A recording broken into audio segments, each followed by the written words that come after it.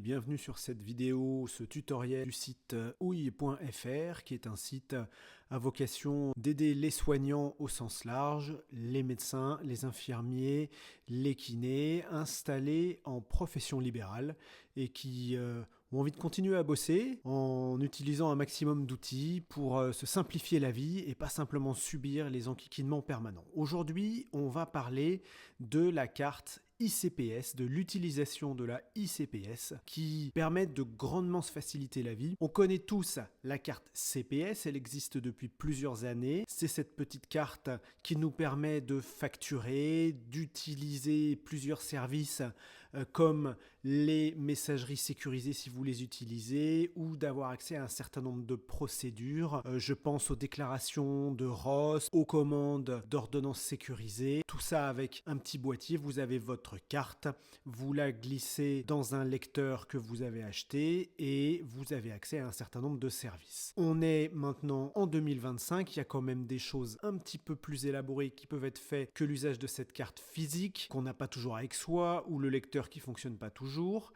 et les services de l'État ont créé ProSanté Connect qui permet de se connecter via une ICPS. C'est un service qui existe depuis 2019 et qui s'est déployé progressivement, et ce genre d'outil se développe. Vous voyez, 310 000 ICPS actives à l'heure où je tourne cette vidéo et on peut accéder à plus de 300 services numériques. À savoir que ce qu'on voit depuis 2023, l'implémentation de ProSanté Connect est obligatoire pour tous les services nationaux. On peut l'avoir aussi dans plusieurs services de santé privés. Moi, j'utilise un logiciel de soins qui propose de se connecter avec ProSanté Connect. On peut beaucoup plus facilement se connecter avec son smartphone et sans avoir besoin de la carte physique, ce qui permet d'aller beaucoup plus rapidement. Comment ça fonctionne? Je vous explique rapidement, vous allez voir, c'est pas très intuitif et pourtant, une fois que ça fonctionne, ça marche bien. La première chose qu'il faut, c'est que vous ayez un RPPS. Ils peuvent aussi vous demander un ADELI. En théorie, d'après les sources des ARS,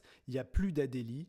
Bon, moi je vois quand je vais sur l'application ICPS, elle me propose encore l'ADELI. En tout cas, c'est quelque chose que vous n'avez besoin de faire que la première fois. Lorsque vous avez votre RPPS ou votre ADELI, vous prenez votre téléphone, il faut qu'il soit un minimum récent, version 5 d'Android ou version 10 de l'iOS, donc c'est des versions qui datent quand même d'il y a quelques années maintenant, à peu près tous les téléphones modernes peuvent le faire. Et puis vous vous rendez sur Google Play si vous avez Google Play ou l'App Store si vous êtes sur iPhone, et vous allez télécharger l'application ICPS, quel que soit, là c'est l'App Store, mais quel que soit l'outil que vous utilisez, vous allez avoir ce petit logo avec le E qui est en rouge et CPS en bleu avec cette magnifique vague d'ADN, je ne sais pas, et vous allez ainsi pouvoir télécharger l'application. Évidemment, c'est gratuit. Une fois que vous avez fait ça, vous allez ouvrir l'application CPS et cliquer sur le bouton « Activer mon ICPS ». À ce moment-là, vous avez deux possibilités. Soit activer votre carte en utilisant votre carte CPS, c'est-à-dire que vous connectez votre lecteur de carte CPS en même temps que vous utilisez l'application. L'autre façon de faire, et qui à mon avis est plus moderne et plus simple, c'est simplement d'utiliser votre numéro RPPS qui va permettre de vous identifier et puis de recevoir par email ou par SMS un compte. Vous allez tout simplement recevoir un code qui va vous permettre d'activer votre carte CPS. Une fois la carte CPS activée, vous allez définir un code PIN. Alors attention, ce n'est pas le code PIN du téléphone. Vous pouvez mettre le même, c'est pas super sécure, mais le code PIN, c'est le code qui va verrouiller l'usage de votre ICPS. C'est une sécurité, il faut que vous soyez capable de vous en souvenir, donc pas prendre un code complètement farfelu, mais je vous conseille de ne pas utiliser le même code que le smartphone. Si vous vous faites pirater votre téléphone, eh bien cette personne aura accès à un certain nombre de données, donc il vaut mieux avoir un code PIN différent. Une fois qu'on a fait ça, on va pouvoir s'authentifier sur de nombreux services. Alors je vais vous montrer ça. Là je suis sur le site de l'assurance maladie, je peux me connecter via ma CPS, je peux me connecter via mon système mot de passe à ma connaissance, ça a été désactivé, mais la fenêtre existe toujours. Moi, j'y arrive plus en tout cas. Ou je peux utiliser Pro Santé Connect. Je vais cliquer sur Pro Santé Connect. Je vais rentrer mon RPPS. Alors, attention, il y a un piège. C'est idiot, c'est absurde. Ne me demandez pas pourquoi, mais votre RPPS doit être précédé d'un 8. Donc, la plupart des RPPS, à ma connaissance, commencent par 101 suivi d'un numéro d'identification. Eh bien, il faut rentrer 8101. Il faut faire la même chose d'ailleurs, je ne vous l'ai pas dit, mais quand vous rentrez votre RPPS dans l'application. Moi, il est déjà rentré parce que j'utilise ce système, je l'ai mémorisé, et je fais se connecter avec ICPS. Je clique là-dessus, et là, je reçois une notification sur le téléphone. Voilà. Je vais rentrer mon code PIN, validé.